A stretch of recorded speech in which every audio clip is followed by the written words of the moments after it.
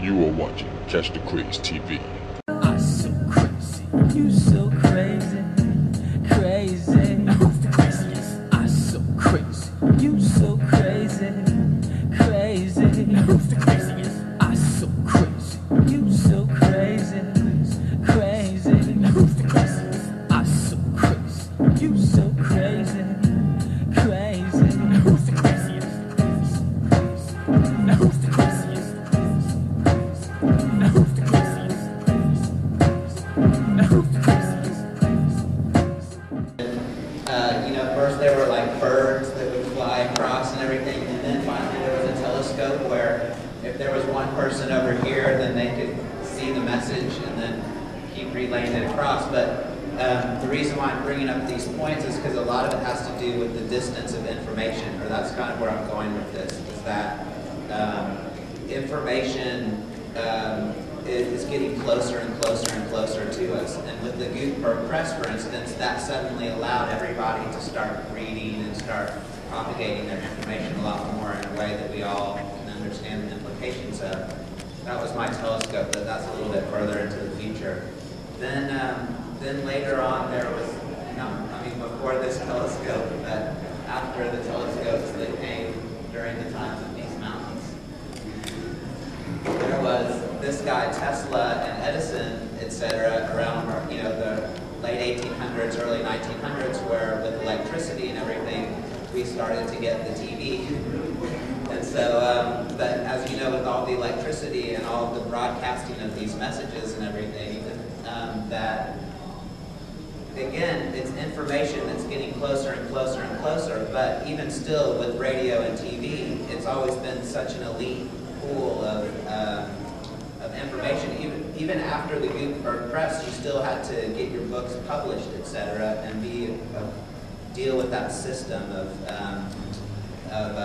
like a Golden Gate. And Paul Virilio talks a lot about, he's a contemporary French philosopher who talks a lot of, hey, I've got a voice and I can get it out there and have an effect. And so this is an example of these types of independent sort of voices rising up, like where you have, this is a chart from Technorati based on how many incoming links these different online entities have, and you can see how it's like, here's pbs.org, and here is Washington Street Journal and stuff, and here's Boing Boing, Engadget, Gizmodo, so you can see how they're pretty well mixed in there in terms of how high that they can go. But the thing that's really interesting here is that, by the way, here's a little international breakdown of blogging as we are today, where you can see there's quite a bit of Japanese and US blogs that are out there, much less of the other international stuff.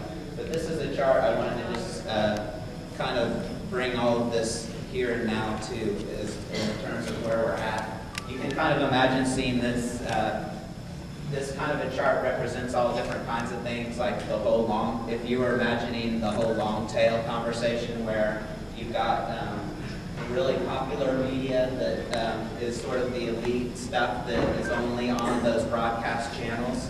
Up until now, it used to be that the only way to get your message out there, of course, is that you had to work your way. I don't know if you can see that, but that says your mother's blog.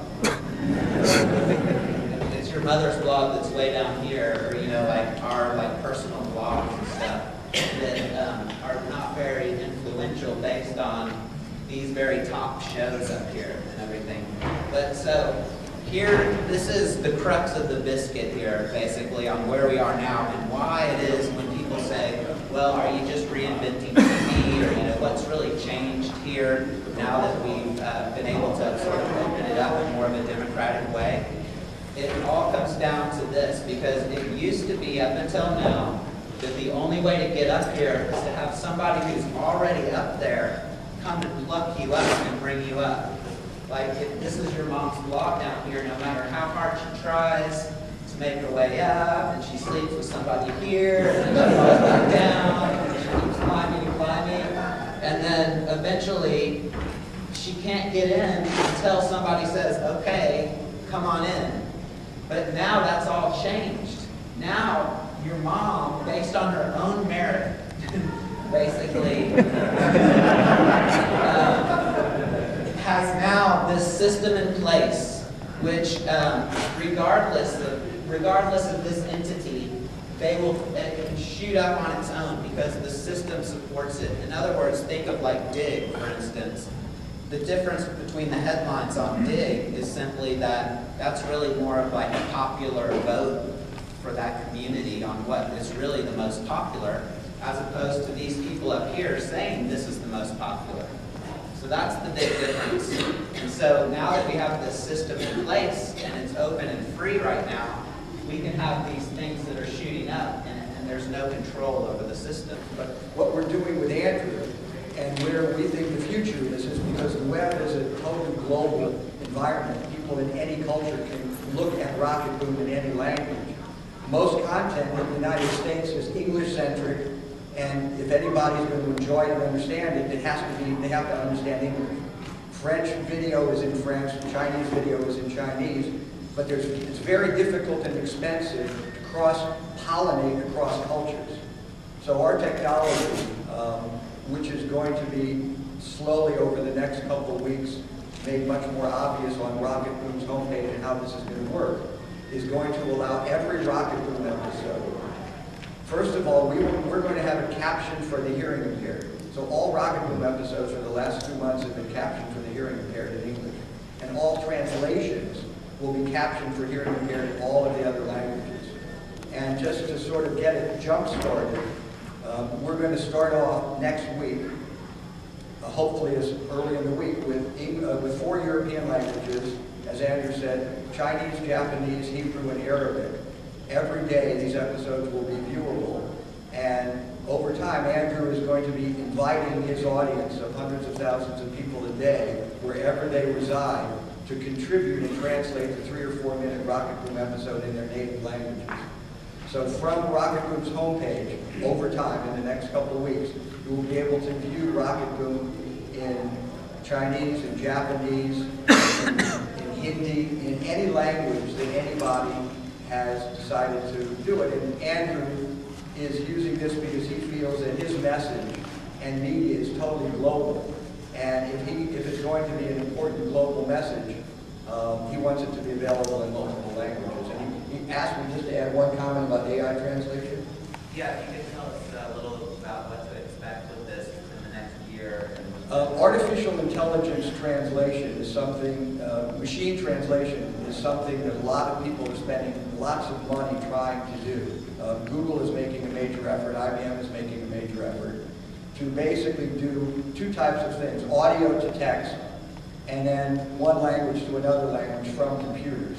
And many people are saying it is generations away from being as good as a good human translation, but we don't want to wait around for that to happen, so our tool is capable of receiving AI translation, XML output, in any other languages.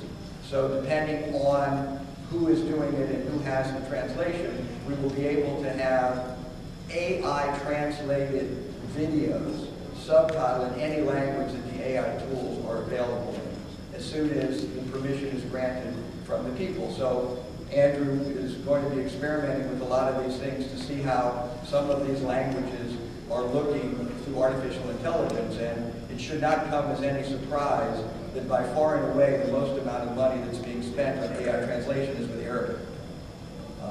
Because a lot of people in the world are very interested in understanding what people are saying with the Arabic broadcast, so that's why more money is being spent on Arabic language than anything else. So I'll let Hans